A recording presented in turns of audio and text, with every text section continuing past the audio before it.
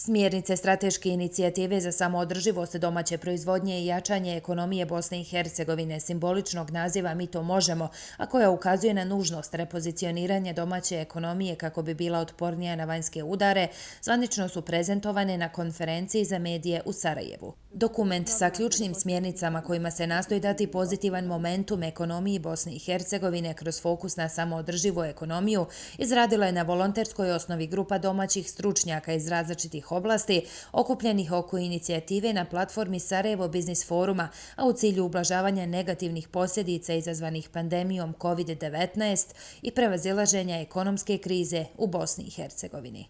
Ono što nas je zabrinulo da smo u jednom trenutku granice su počele da se zatvaraju i vidjeli smo da zavisimo samo od onoga što se proizvodi unutar tih granica. Mislim da je to bio dobar wake-up call, da malo razmislimo i o našoj ekonomiji. To smo mi uradili, okupilo se 22 stručnjaka iz raznih oblasti i bio nam je fokus u tom trenutku na 3 stvari koje smo mi procijenili da su vrlo bitne da imamo unutar svojih granica kada te granice budu zatvorene. A to su prehrambena industrija, farmaceutska industrija i energetski sektor. I mi smo napravili preko 100 mjera koje mislimo da bi pojačale našu ekonomiju, ali prvenstveno iz ova 3 sektora. Čitava je ideja, znači, kao što smo rekli, supstitucija uvoza i promocija izvoza. To je kao ptica sa 2 krila i mislim da bilo koja ekonomija mora da ima ova 2 pravca. Znači, supstitucija uvoza, a recimo kod nas je uvoz veći od izvoza u prehrambenoj industriji na godišnjem nivou oko 2 milijarde maraka. Znači, te 2 milijarde maraka, ako možemo smanjiti, pravimo jako veliki efekat na ekonomiju. U farmaceutskoj industriji govorimo o 700 miliona maraka. Znači, ukupno hrana i lijekovi mi uvezemo 2,7 milijardi maraka na godišnjem nivou, što je katastrofalan efekat na našu ekonomiju. Među konkretnim mjerama je razvoj digitalne ekonomije kroz uvezivanje malih i srednjih domaćih kompanija putem online platforme za plasman prema domaćem i inozemnom tržištu. Predloženo je i da se formira jedinica za podršku velikim investicijama gdje bi investitori na jednom mjestu mogli dobiti sve potrebne dozvole za rad i pokretanje poslovanja. Također jedna od mjera je i pokretanje akcionog plana za premještanje fabrika iz Kine u Bosnu i Hercegovinu i region kako bi bio olakšan plasman na evropska tržišta. To bi dovelo do rasta zapošljavanja domaćeg stanovništva. Druga stvar je da okupimo naše privrednike. To su ljudi, to su vitezovi ovog društva i sad smo vidjeli kada se desi korona, kada se desi kriza, da se samo na njih možemo pouzdati.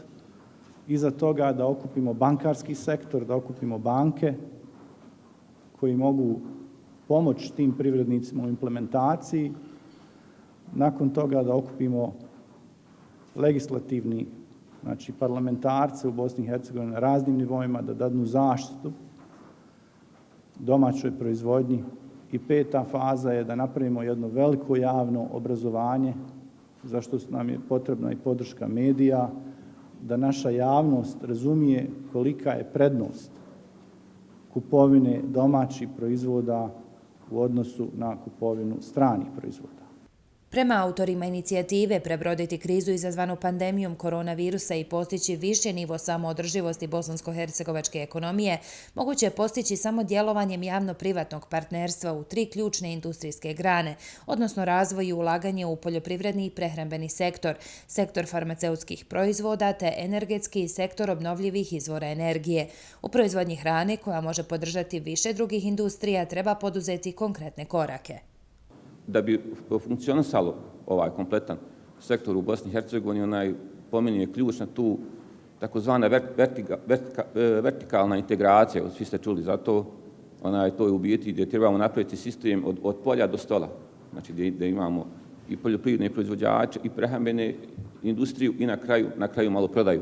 Znači jednostavno da bi ovo što mi proizvedemo mogli naći svoje kupce, da kompletan taj sistem može doći do svih naših domaćinstava, do naših stolova.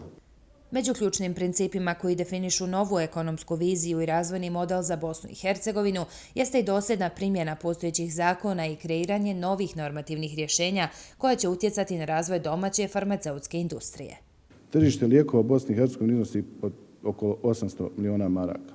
Oko 350 milijuna maraka je isključivo esencijalna lista koju plaćaju razni zdravstveni fondovi kantona Federacije Republike Srpske.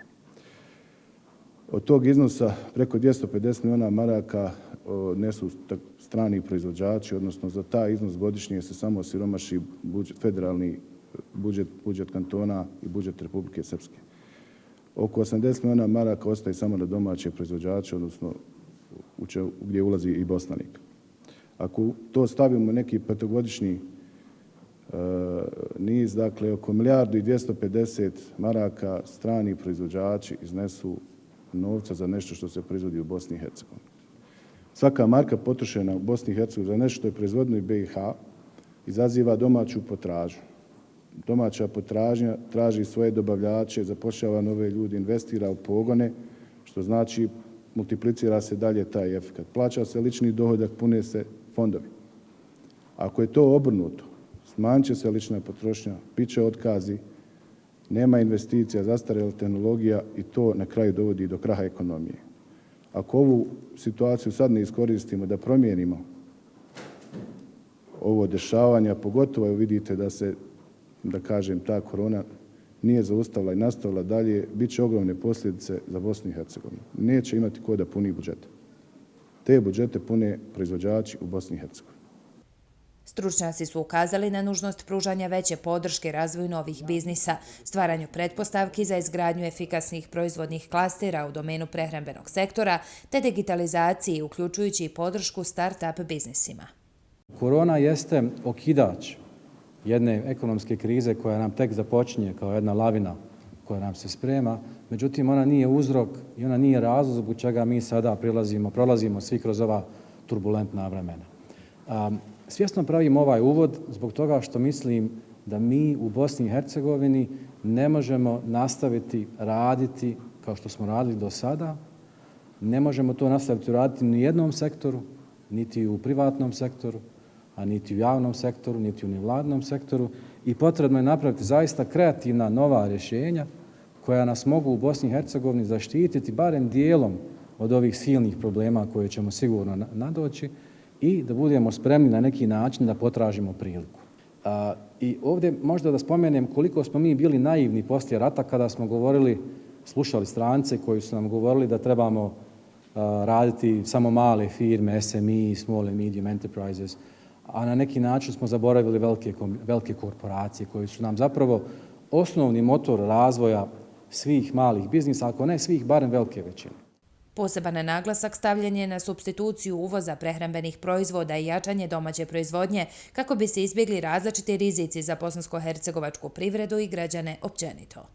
Ponosna sam na naših 600 kolega koji su obezbijedili da one slike koje smo vidjeli u medijima da u Europi ne možemo kupiti osnovne prehrambene proizvode se ne dešavaju u Bosni i Hercegovini, nego da u Bosni i Hercegovini možemo kupiti osnovne prehrambene proizvode i evo kad imamo tu i JAS Holding, kažemo da smo mogli kupiti 3 osnovna prehrambena proizvoda, šećer, ulje, brašno, isto tako i so od naših vlastitih proizvođača. To je velika stvar i daleko smo dogurali u svom razvoju prehrambene industrije, ali sada je vrijeme da napravimo korak dalje.